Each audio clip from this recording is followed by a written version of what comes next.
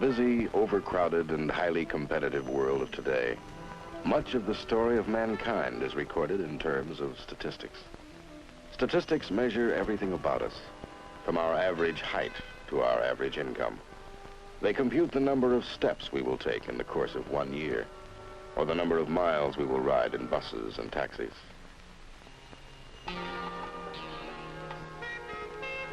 Much statistical data is inconsequential.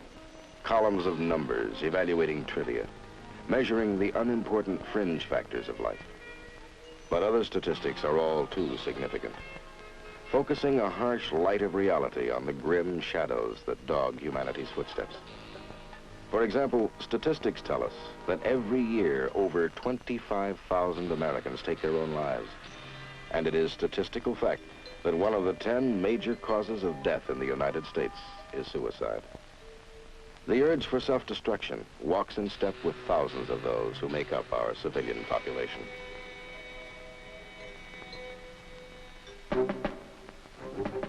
And as a natural consequence, it also marches alongside some of those who wear the uniform of the United States Army.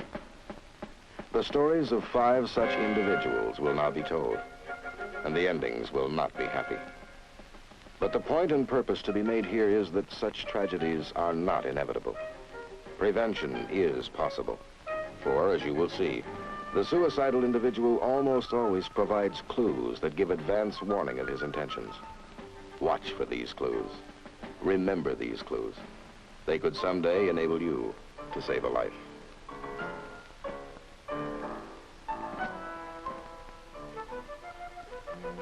From his first day in uniform, Private Philip G. Owens seemed totally unable to adjust to the new world in which he found himself. Even the relatively simple requirements of basic training were beyond him. He lagged behind his fellow soldiers, out of step in both mind and body.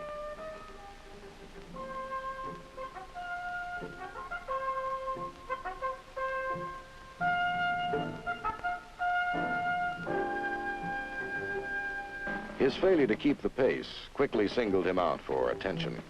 Many believed he just simply wasn't trying.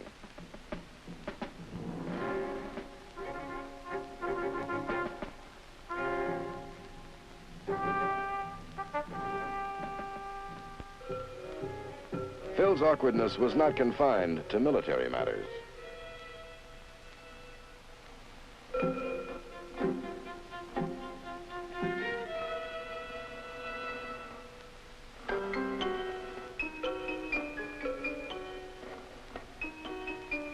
What do you do with a misfit like Owens? Maybe the simplest thing is to ignore him, which is what his fellow soldiers did.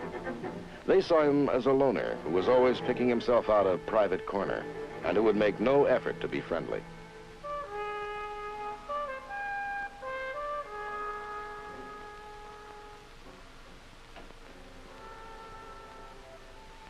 When Owens started a regular chain of visits to the dispensary, the men in his platoon nodded knowingly and said, "That figures." I don't know what it is, but I get these headaches and I don't know, I can't stand it. Yeah, I know all about the headaches. You've been writing the sick book pretty good, Owens. Pretty good. I haven't been writing the sick book. Sometimes my head feels like it's going to explode. I don't know what to do.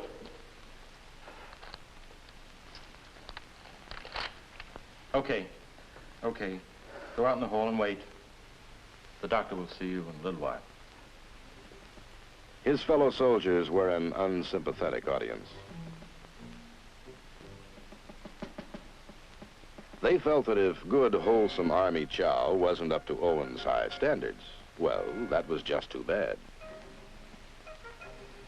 And if he was too delicate to sleep on an Army cot, tough.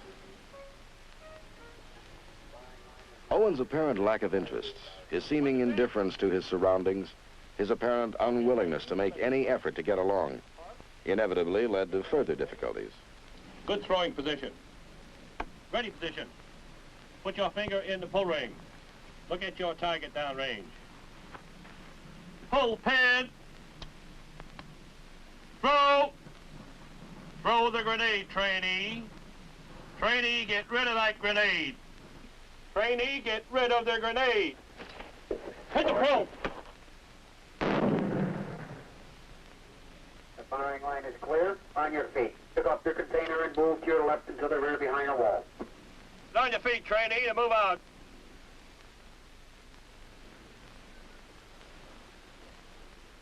Come on, trainee, move out. Owens, get over here. I watched you from the tower. Can't you do anything right? I'm turning you in.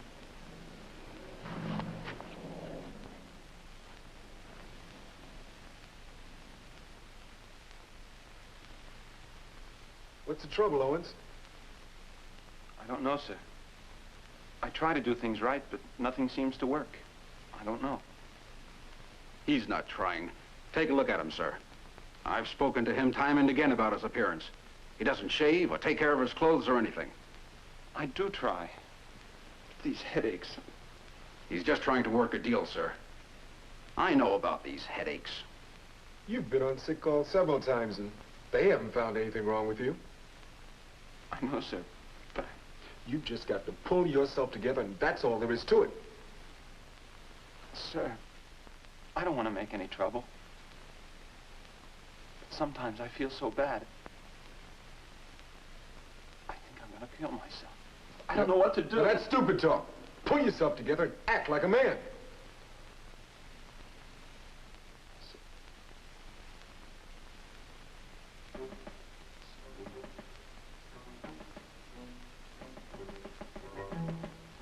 Something new has been added to Owen's torrent of troubles. A suggestion of suicide.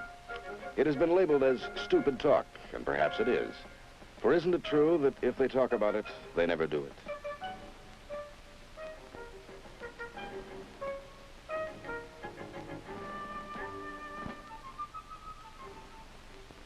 Sandy Koufax. Sandy Koufax Owens, the man with the golden arm. Oh, boy. Well, time for lights out now.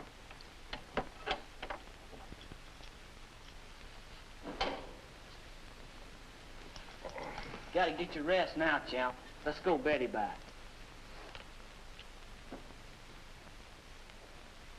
Portrait of a man deep in depression. Restless, apathetic, neglectful of appearance, indifferent to environment. A man alone in a crowd, isolated and maladjusted, opening his mouth only to complain of headaches, to confess his own helplessness, and, oh yes, to announce that he is contemplating self-destruction. Does he really need help, or would a swift kick straighten him out? It's a little late for conjecture, for Phil Owens has found a solution to his problems. A solution that waits patiently under a fold in his blanket.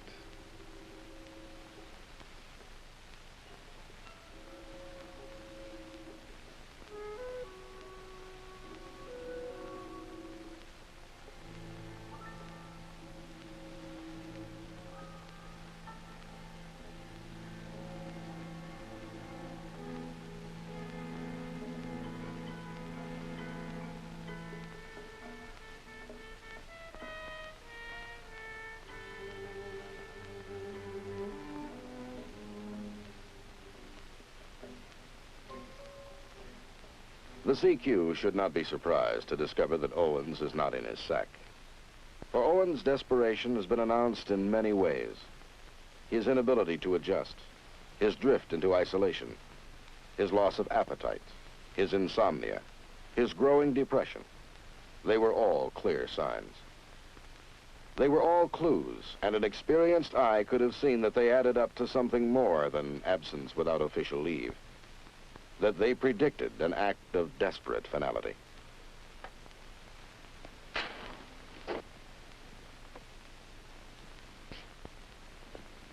Oh, no.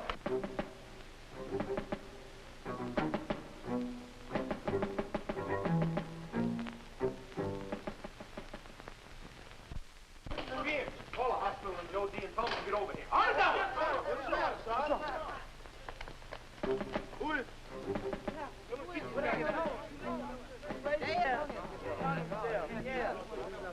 Gentlemen, get in here and give me a hand.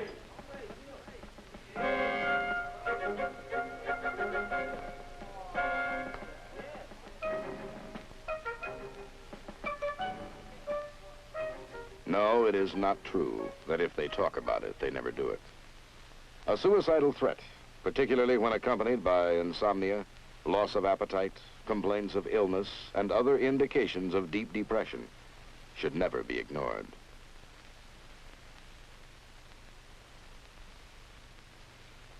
Picture of a confident, capable Army instructor. His name is Chris Warren, and the external image he presents to the world is one that many could envy. But the brightly polished exterior is only a lid, held tight on a simmering cauldron. Though he doesn't show it, Chris Warren is a man under considerable pressure. Problem number one, money. He spends too much of it, and then saddles himself with high-interest loans that take huge bites out of his paycheck.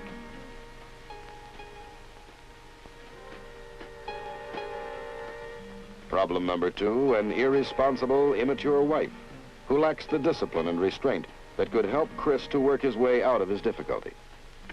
Wish you didn't have to go to work tonight. I'm tired of being alone all the time. I wasn't crazy about getting a second job either, Lil, but I gotta get the money to pay these bills someplace. Don't blame me. It's not my fault. I'm doing the best I can. Right, Lil, nobody's blaming you.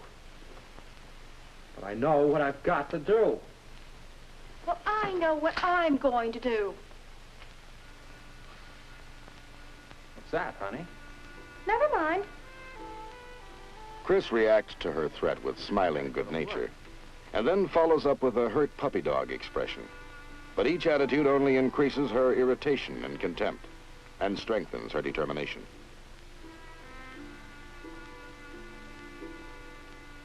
Problem number three, a very serious illness which strikes his daughter. Still, for her sake, he maintains the image, the smile, the confidence.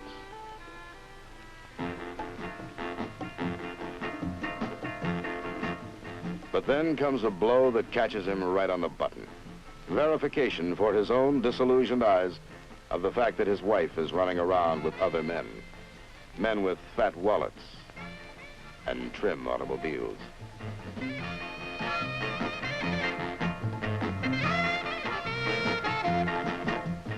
The pressure now has increased to a point beyond containment. Cracks begin to show. The image of the confident, cheerful soldier starts to come apart at the seams. Sudden excessive drinking, sudden neglect of appearance, sudden despondency. These are the first clues. His friends are aware of the dramatic change, but avoid involvement, thinking, perhaps, that he'll get back to normal with a little time. But Chris Warren is headed down, not up, and is gaining momentum rapidly. He is now careless and neglectful of his work. Sinking into a deep pool of self-pity, he begins to feel that the world and his superiors are all against him. You were late for class this morning, Warren. That's the second time this week. I know. I ran into a little traffic, and I'm sorry. Yeah, I know you're sorry. But if you don't snap out of it, you're going to find yourself in big trouble. I do my work. You don't have to lean on me. No, you don't. Your work's been sloppy, and you're on the phone with your wife all day. And you walk around here looking like an unmade bed. Look at yourself.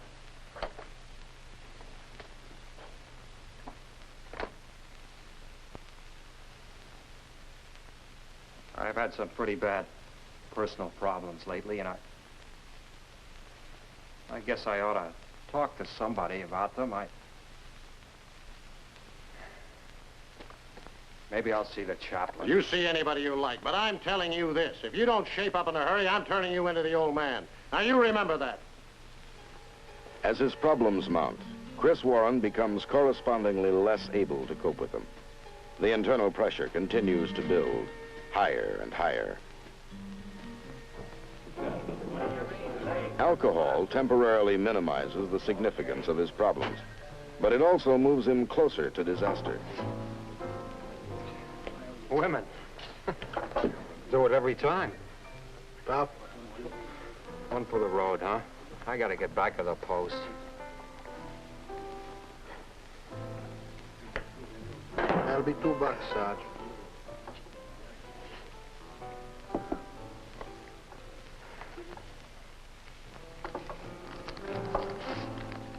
Keep it. And now he makes his most serious mistake.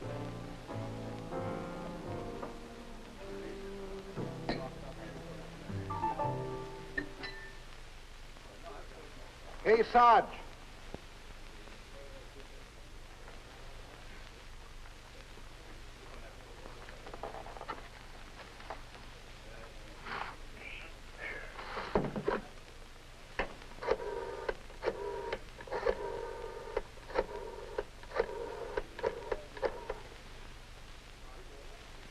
Military police, please. Sir, it was unintentional. My wife's been running around with another man. I'm sorry, Warren. The case is out of my hands. Sir, my record's been good up till now. Not recently. You used to be one of our best non-coms, but the reports I've gotten from the sergeant here and from others lately have not been good. Sir, I've got trouble. I can't pay my bills. I can't take any more trouble. Your offense is currently under investigation, Warren. The outcome of that investigation will determine how this matter is settled. That's all, Warren. Sergeant, take this man back to his quarters. Dismissed. Chris Warren is now reduced to the silence of desperation. A desperation that flashed many unseen danger signals and shouted many unheard cries for help. Portrait of a man whose normally bright and confident exterior belied the fact that he, too, could be overwhelmed by troubles. But it was all there. The extreme change of behavior patterns, the drinking, the loss of efficiency, the inability to cope with family and professional problems, the physical deterioration. All clues predicting disaster.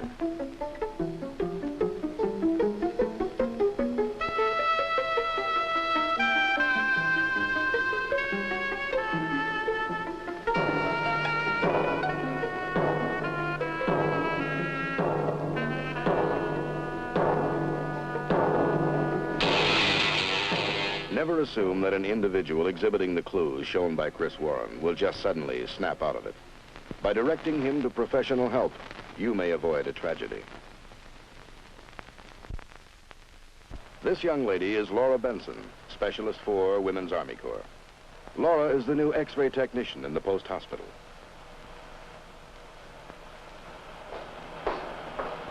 There. That wasn't painful, was it? No. Okay, I guess that's all we can do right now. The results of your X-ray will be sent to your doctor. Thank you. Since Laura is pleasant, pretty, and friendly, personal overtures from the male population are inevitable. In fact, she sometimes seems to invite them. But when they come, her reaction is startling. Oh, Laura, Yes, Phil, what is it? could you take over for me for an hour or so? Phillips has to go back to his company for training. Oh, sure, Phil. Anything you say. Anything at all. Anything? Well, you just name it. Well, how about a date Saturday night? Oh, I'm afraid not. My cousin is coming in from Philadelphia, and I'll be tied up most of the weekends. You have more cousins than I have ever seen. Stop it! Stop it! Leave me alone! Okay, okay. Anything you say. Just don't get hysterical. Just keep your hands to yourself. I know what you want. I know. Laura's relationships with all her friends and co-workers are surface affairs only. Any attempt at closer contact brings a violent overreaction. Even an innocuous gab session at a nearby table triggers her sensitivity. Are they laughing at us? No, of course not. Stop bothering me. Laura, you get yourself all upset about nothing. Why don't you take it easy? They're probably laughing at some joke they just made up. Then she meets Roy. Mild-mannered, passive, and undemanding, Roy seems made to order for her needs. Laura has found her ideal man, and she holds tight. But the snug security she derives from a union in which she is easily the dominant force is not to continue for long. When will you be leaving? Oh, on the 22nd of August. Do you know how long you'll be over there? Oh, I don't know, Laura. You know how those things are. I suppose you'll be like the rest of the fellas. You'll forget all about me as soon as you get overseas. No, I won't forget about you, Laura. You won't write to me. I know. I'll write. Don't worry about it. I will write. Roy, are you sure? Of course, honey. Laura Benson, who is hypersensitive to imagined insults and overreacts hysterically to innocuous incident, will not be able to accept Roy's departure lightly.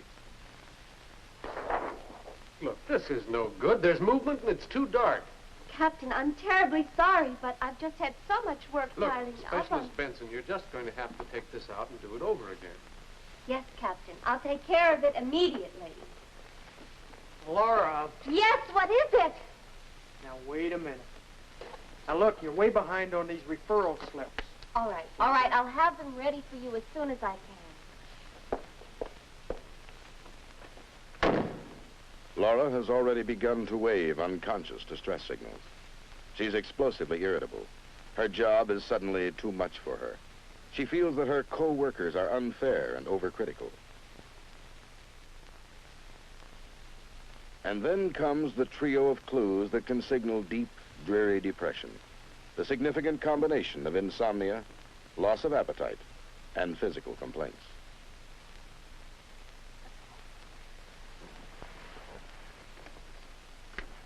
Thank you for helping out. You're welcome, sir.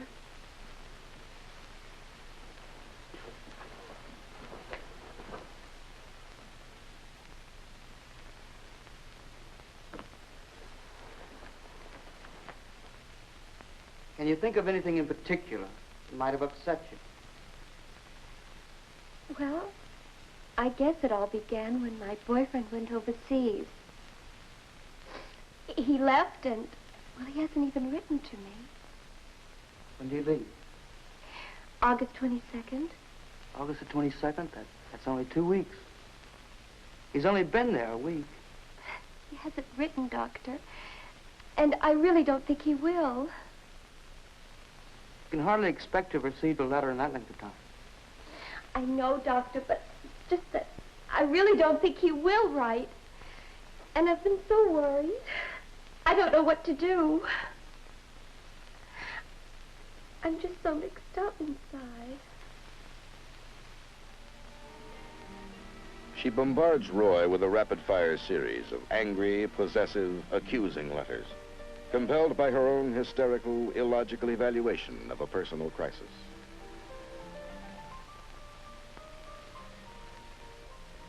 But her overpowering letters trigger a polite response that for her is a disastrous rejection. And while I feel you're a wonderful girl, Laura, I think this thing has gotten too serious.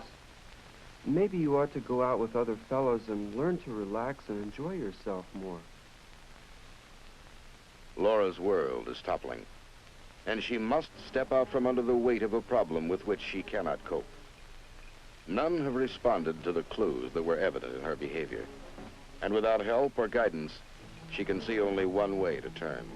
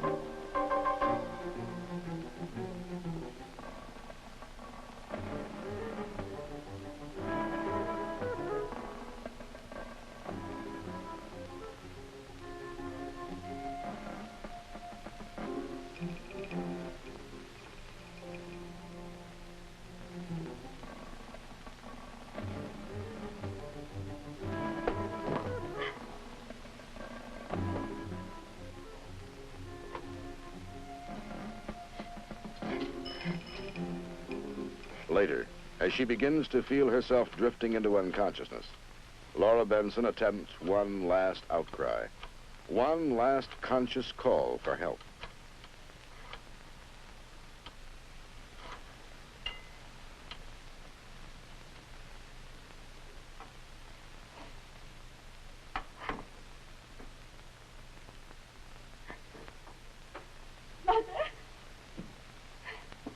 Mother, I can't take it any longer. No. No, you don't care about me. You've never cared about me. And now Roy doesn't care about me either.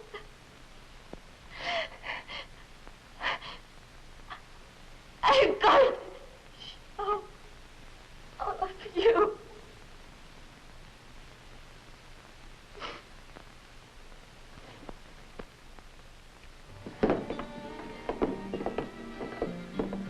Never minimize the significant trio of insomnia, loss of appetite, and physical complaints, for they can be an indication of deep depression, a human being in serious need of help.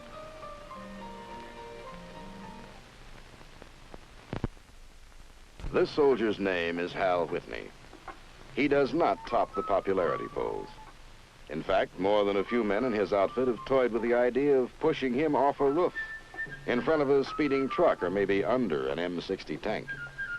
Hal's a wheeler dealer, a manipulator, a loudmouth braggart who's always looking to con himself into something good or out of something bad, always looking to clip the other guys. The trouble is, the other guys are smarter than Hal is. They get his number fast, and lately, in his not too subtle attempts to take advantage of his buddies, he is striking out with depressing regularity. Hey, Chuck. How about doing me a favor, huh? Yeah? How about loan me a fast 12 just till Tuesday, okay? Nothing doing. Oh, why not, Chuck? Come on, just till Tuesday. What's the big deal? What am I asking you, $12 till next Tuesday? I'd do the same for you. I said nothing doing. Now, look, you put the bite on me too many times already. I'm getting sick and tired of it. Me? Me? How can you say that, Chuck? I mean, really, I'm surprised. I really am. Well, don't be too surprised. Look, you're in with half the guys in the company already. Money, equipment, something, anything. Boy, you guys are small. You know that? The last outfit I was in, you could depend on a buddy to do you a favor. You guys wouldn't lift a finger if somebody was dying right in front of you. Man, I gotta get out of this outfit.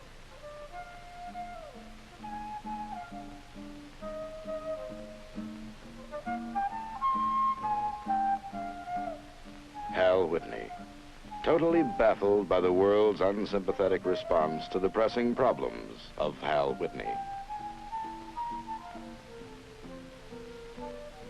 Convinced he is being taken advantage of, Hal counterattacks with all the fury he can muster. Yeah. All right, we'll see. Goodbye. Sergeant, why am I on that KP list again?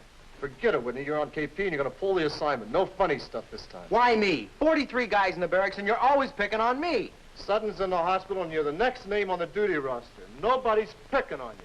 Well, I'm not going to hold still for it. Look, I'm tired of being pushed around. I want to see the old man. You suit yourself. His fellow soldiers grow increasingly contemptuous of Hal's aggressive but futile attempts to outwit both the Army and life in general. Then it is his turn, Sergeant? Yes, sir, it is. That's all. Sir? I pull my share of assignments, sir. This isn't fair. He's sticking it to me. According to the duty roster, Whitney, it is your turn. No one's trying to take advantage of you. He's always leaning on me. The whole outfit's down on me. I want out. I want a transfer. I won't recommend you for a transfer. That's out of the question. If you won't do it, I'll see somebody in the IG office who will. I can't get a fair shake around here. It's not within the jurisdiction of this office to give you a transfer. That's up to your company commander. That's why I came to see the IG, sir. I'm hoping you can help me out of this. Private Whitney, according to our investigation, you have not proved to be the most cooperative man in your outfit. You borrow money, you borrow equipment without returning it. I don't get a chance, sir. Month after month, the reports have come down. You have got to follow certain routines. I try, sir. I try, but I can't. If they're persecuting me, I can't do it. You can't drive a man and expect him to do his best job, sir. Okay, buddy. You're just like anyone else. You're on pots and pans, and that's it. So let's go. I got a cut on my finger. I don't want to get it infected. Oh, we got a special antiseptic detergent. It's great for infections. Move out. Everybody's a big wheel. Everybody takes a crack at you. What a lousy deal. Hey, Whitney, you know, this isn't exactly a hobby with me. We're in on this detail together, remember? Okay, come on, cut the chatter. Let's get these pots and pans clean. I've had it. You hear? I'm getting out of here, and I'm not coming back. If they want me, they're going to have to come and take me in a box.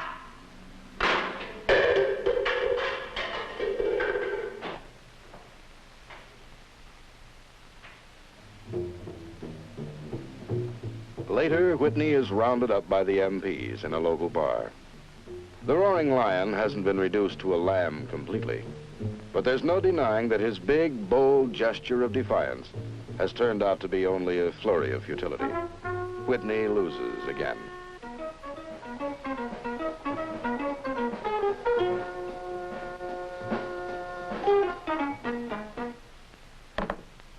I've just about had it with you, Whitney. I gave you an Article 15 before. Now I'm putting you up for a summary court-martial. And in the meantime, I'm restricting you to your barracks. But, sir, you... That'll be all. It is true that Hal Whitney is now boxed into a corner, a man in serious trouble. It is also true that with his outbursts, his inability to get along with others, and his overreactions to frustration, he exhibits clues in common with Phil Owens, Chris Warren, and Laura Benson. But unlike that trio, doesn't Hal Whitney have the strength of his own aggressive nature, the energy of his own brash personality to keep him going? Wouldn't he, a man who has never taken anything laying down, continue to look for some way to outwit the world around him?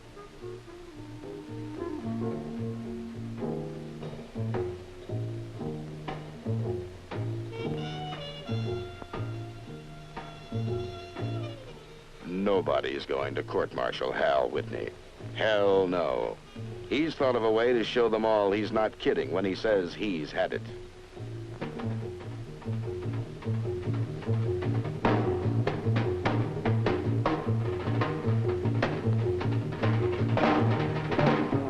Whether an immature bid for attention, a true suicide attempt, or perhaps a combination of both, Hal Whitney's action verifies extreme emotional disturbance.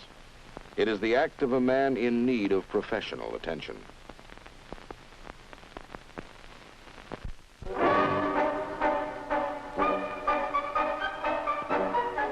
Now meet Charles Walters, an active man whose bounce belies his 50 years. A man who welcomes any physical challenge as an opportunity to demonstrate his agility and strength.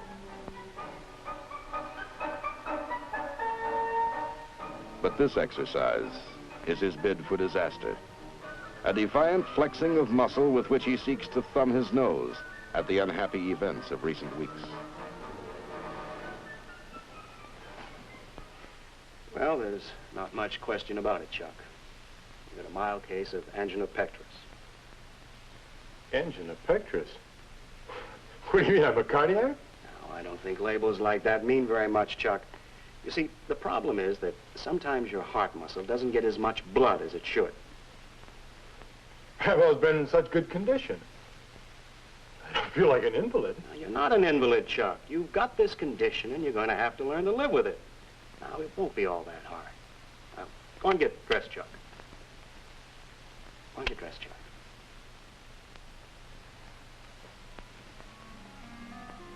With a few simple words, the doctor had erased an image that Charles Walters had been a lifetime building. The image of a virile, athletic, rugged individual, proud and self-reliant. What was left by his own set of values was a useless shell, something of which to be ashamed.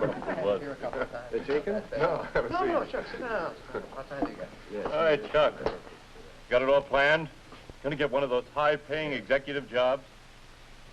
No, nobody wants an old man like me. I think I'll just sit around and watch you young fellas take over. Young fellas. What I'm going to When friends and fellow officers had joked lightly about his forthcoming medical retirement, he had joined right in with the banter, but already he felt a growing sense of isolation.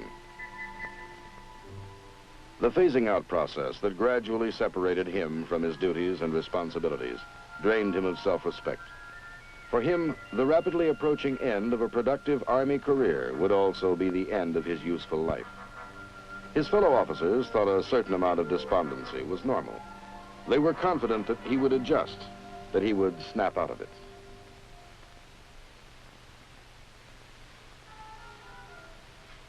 They did not know. They could not see that Charles Walters was drifting with steadily increasing momentum toward despair.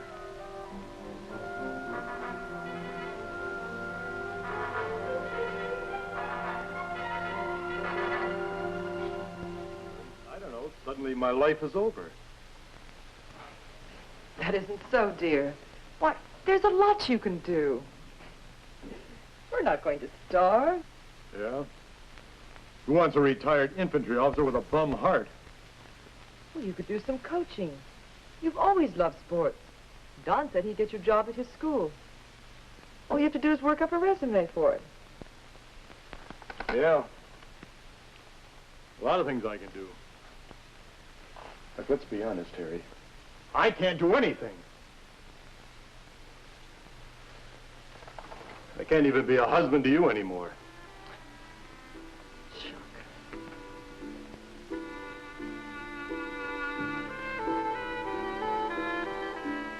Chuck Walters, an invalid, he'd rather die first.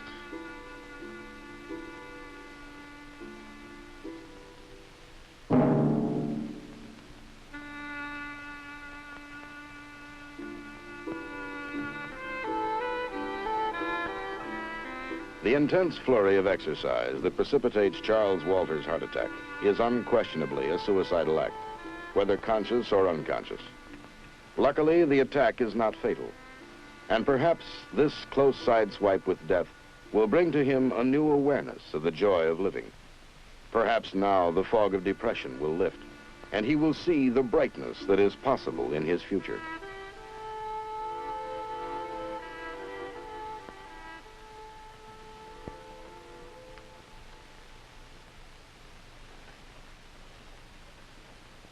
There has been no torrent of enthusiasm or joy, but in the months since his attack, his wife has seen in Charles Walters a more relaxed human being, less frustrated by inactivity, more inclined to smile.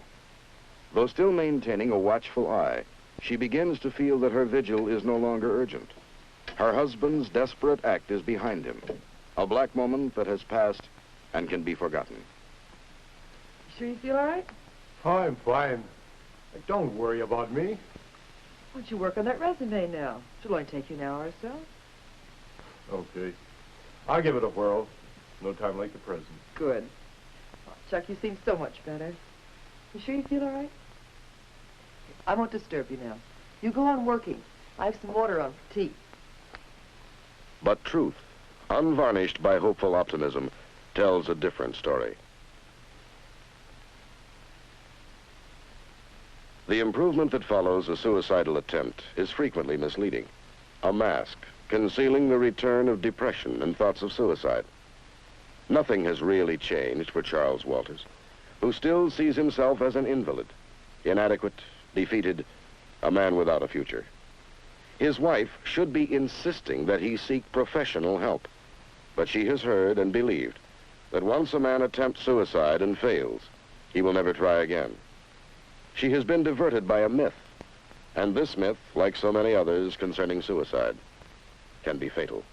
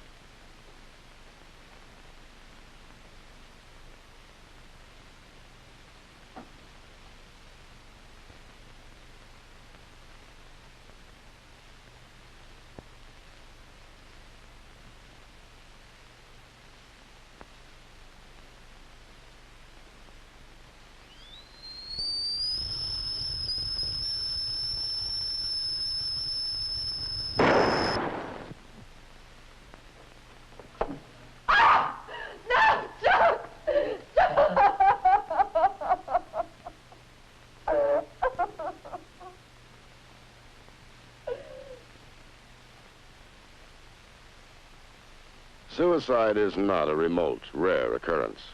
It has, in fact, become one of our most serious national health problems. But most suicides are not inevitable. Prevention is possible if the potential suicide is recognized, and if we learn where myth ends and truth begins. Remember, suicide is not always sudden. It is almost always preceded by danger signs, clues indicating severe emotional disturbance and depression.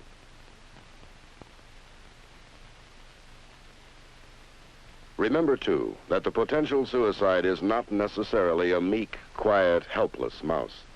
He can appear to be an aggressive, assertive individual. It is not true that if they talk about it, they never do it. It is not true that an unsuccessful attempt is never repeated. A period of seeming improvement can be fatally deceptive, for real progress results from change of circumstance and professional help. Remember that most potential suicides can be helped. Assistance can take the simple form of friendliness, which might in some instances relieve unbearable depression and loneliness, and which we are all equipped to offer. Beyond that, we should direct the emotionally disturbed person to professional help. The chaplain, the general medical officer, the psychiatrist. These have been faces of fiction, but the tragedies they have lived in light and shadow are duplicated daily by flesh and blood people in everyday life. You may know one of them, today or perhaps tomorrow. If so, it is possible that his or her survival could depend upon your awareness of the suicide problem, your ability to recognize a serious emotional disturbance, your interest and concern in the troubles of another human being.